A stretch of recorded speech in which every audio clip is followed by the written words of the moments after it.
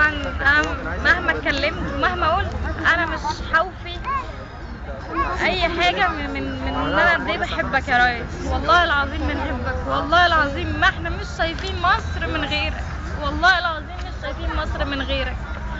انت بجد عملت اكبر غلطه في حياتك ان انت اتنحيت وليه سبتنا. انا مش هقدر اقول ان انا اليوم ده عملت اصلا ايه، والله العظيم مش هقدر اقول. انا اليوم ده كنت حاسه ان انا هموت، انا اليوم ده كنت حاسه ان انا هموت بجد. محدش يعرف الكلام ده غير امي واختي بس. والله العظيم يا ريس انت غلط ان انت سبتني، انا مش شايفه مصر دي مع حد غيرك. انا من يوم ما اتولدت وانا بشوف صورك وانا مش بشوف حد غيرك يا ريس. والله العظيم انت اكبر غلطه عملتها. انا بس بعتب عليك في دي يا ريس، والله العظيم بعتب عليك في دي ان انت سبتني مشيت عشان انا نتقابل من غيرك وهنروح في 60 داهية. انا عارفه مصر دي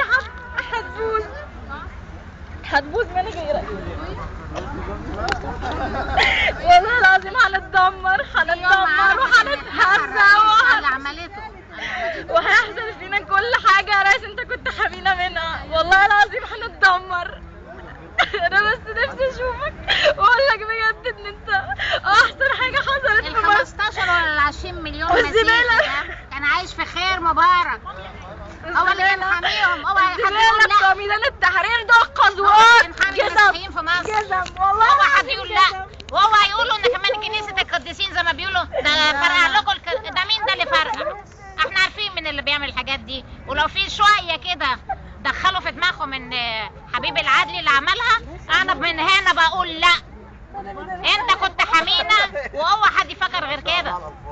احنا اللي قعدنا في مصر هو مبارك، وبعد مبارك انا هاخد عيالي وامشي. ما ينفعش اكمل هنا، ما ينفعش.